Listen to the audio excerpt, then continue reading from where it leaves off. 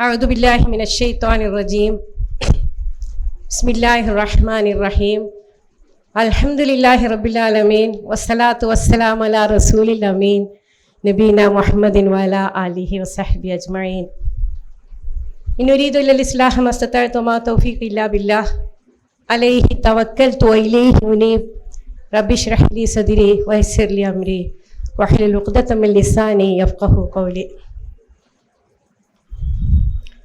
ബഹുമാന്യായ ഉദ്ഘാടക സായിദ സാഹിബ, അതുപോലെ അധ്യക്ഷ ഫാത്തിമ സാഹിബ, വേദിയിലുള്ള ബഹുമാന്യരായ വ്യക്തിത്വങ്ങളെ, നേതാക്കളെ, അതുപോലെ സദസ്സിലുള്ള അതിലേറെ ആദരണീയരായ എൻ്റെ പ്രിയപ്പെട്ട സഹോദരിമാരെ, അനിയത്തിമാരെ, എൻ്റെ പ്രിയപ്പെട്ട നാട്ടുകാരെ, അസ്സലാമു അലൈക്കും വറഹ്മത്തുള്ളാഹി വബറകാതുഹു. അല്ലാഹു സുബ്ഹാനഹു വ തആല നമ്മുടെ ഇരുത്തം സ്വാലിഹായ അമലായി സ്വീകരിക്കുമാറാകട്ടെ. പ്രവാചകനെ കുറിച്ച് നിറഞ്ഞ പ്രവാചകൻ മുഹമ്മദ് മുസ്തഫ സല്ലല്ലാഹു അലൈഹി വസല്ലമയുടെ മഹതുകളെ കുറിച്ചും അതുപോലെ തന്നെ പ്രവാചകൻ നമ്മെ ഏൽപ്പിച്ച ഉത്തരവാദിത്തങ്ങളെ കുറിച്ചൊക്കെ പറഞ്ഞുകൊണ്ടിരിക്കുന്ന, പ്രവാചകനെ സ്മരിച്ചുകൊണ്ടിരിക്കുന്ന ഒരു വളരെയധികം പ്രാധാന്യമുള്ള അല്ലെങ്കിൽ അതിലേറെ ചിന്തിച്ചുകൊണ്ടിരിക്കുന്ന ഒരു സദസ്സിലാണ് നാം ഇപ്പോഴുള്ളത്. നമുക്കറിയാം, പ്രവാചകൻ സല്ലല്ലാഹു അലൈഹി വസല്ലമ നമ്മുടെ കൂടെ കൂടിയിട്ട് എത്ര കാലമായി? ശരിക്കും പറഞ്ഞാൽ ഞാൻ ഈ ഭൂമിയിൽ പിറന്നത് മുതൽ എൻ്റെ കൂടെ ഉണ്ടല്ലേ. ലാ ഇലാഹ ഇല്ലല്ലാഹു മുഹമ്മദുർ റസൂലുള്ളാഹ്. ഈ താരാട്ട് കേൾക്കാത്ത ആരും നമ്മുടെ കൂടെ ഉണ്ടാവില്ല. അല്ലെങ്കിൽ ഈ താരാട്ട് പാട്ടായി പാടിക്കൊടുക്കാത്ത ഉമ്മമാർ നമ്മുടെ കൂട്ടത്തിൽ വിരളമാണ്. അങ്ങനെ നമ്മുടെ കൂടെ കൂടി പ്രവാചകൻ സല്ലല്ലാഹു അലൈഹി വസല്ലമ നമ്മുടെ എല്ലാമായി മാറിയിട്ടുണ്ടല്ലേ. പക്ഷേ ആ ഒരു പ്രവാചകൻ കൂടി നമ്മിൽ നിന്ന് അകന്നു പോകുന്നുണ്ടോ എന്ന് ഈ ഒരു അവസരത്തിൽ നമ്മളൊന്ന് ആലോചിച്ച് നോക്കുക. കൂടെ കൂടിയിട്ടുള്ള എൻ്റെ പ്രിയപ്പെട്ട എൻ്റെ മുത്തു നബി എന്നിൽ നിന്ന് അകന്നു പോകുന്നുണ്ടോ? ആ പ്രവാചകൻ എൻ്റെ കൂടെ ജീവിക്കുന്നുണ്ടോ എന്നൊന്ന് ഈ ഒരു അവസരത്തിൽ ഒന്ന് ആലോചിച്ച് നോക്കുക, സ്വന്തത്തോട് ചോദിച്ചു നോക്കുക.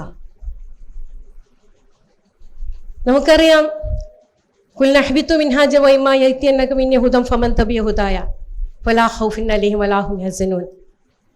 രണ്ട് കാര്യങ്ങളാണ് പ്രവാചകൻ വിട്ടേച്ചു പോയത് അല്ലേ? വിശുദ്ധ ഖുർആനും തിരുചര്യയും. ഒരു പണ്ഡിതൻ പറഞ്ഞതായി കേട്ടിട്ടുണ്ട് ഞാൻ.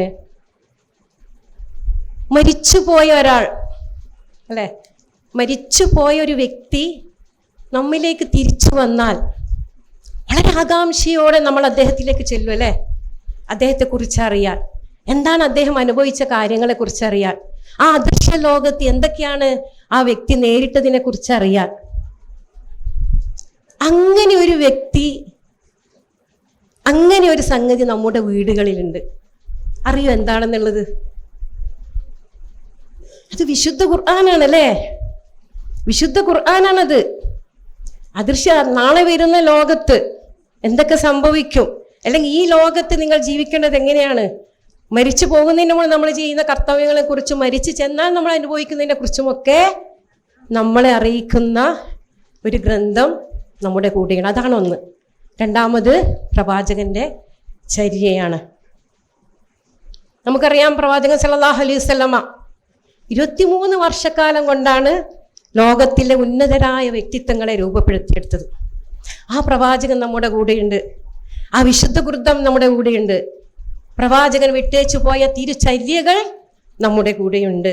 എന്താണ് നമുക്ക് ഇല്ലാത്തത് എന്താണെന്ന് ഒന്ന് ഓർമ്മപ്പെടുത്താനാണ് ഇതുപോലെയുള്ള സമ്മേളനങ്ങളും ഇതുപോലെയുള്ള സെമിനാറുകളും ജമാഅത്തെ ഇസ്ലാമി ഹിന്ദു വനിതാ വിഭാഗം സംഘടിപ്പിക്കുന്നത്. കാലികമായി ഒരു വിഷയം സംഘടിപ്പിച്ചതിൽ ജമാഅത്തെ ഇസ്ലാമി ഹിന്ദു വനിതാ വിഭാഗത്തെ അഭിനന്ദിക്കുകയാണ്. പ്രിയമുള്ളവരെ, നമുക്കറിയാം, പ്രവാചകൻ സല്ലല്ലാഹു അലൈഹി വസല്ലമയെ ഒരു വിളക്കായി കൊണ്ടാണ് ഉപമിച്ചത്. ആ വിളക്കിന് എന്ത് ചെയ്യുക? നമ്മുടെ വീടുകളിൽ സ്ഥാപിക്കുക. നമ്മൾ മറന്നുപോയ കുറേ പ്രവാചക ചര്യകളുണ്ട്. ഇന്ന് രാവിലെ മുതൽ ഈ ഒരു സമയം വരെ ഞാൻ ഏതൊക്കെ പ്രവാചകന്റെ സുന്നത്ത് അനുധാവനം ചെയ്തു എന്നുള്ളത് ഒന്ന് സ്വന്തത്തോട് ചോദിച്ചു നോക്കുക. നമുക്കറിയാം ഭൂരിഭാഗം പേരും ഉമ്മമാരാണ് അല്ലേ? അല്ലെങ്കിൽ ഉമ്മമാരായി കൊണ്ടിരിക്കാൻ പോകുന്ന സഹോദരിമാരുണ്ടാവും, അല്ലെങ്കിൽ പേരക്കുട്ടികളുള്ള ഉമ്മാമ്മമാരുണ്ടാവും, വല്യമ്മമാരുണ്ടാവും.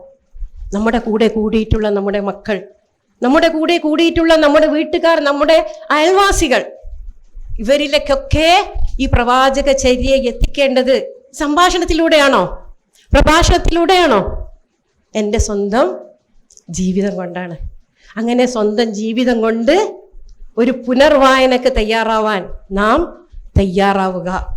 അതുപോലെ തന്നെ പ്രവാചകൻ, നമുക്കറിയാം വിശുദ്ധ ഖുർആൻ പഠിക്കുന്നുണ്ട് അല്ലേ, അത് സംബന്ധമായിട്ടുള്ള പരീക്ഷ. അതേപോലെ തന്നെ സീറത്തു നബി, പ്രവാചകനെ കുറിച്ച് അറിയാൻ നിരവധി മാർഗങ്ങളുണ്ട്.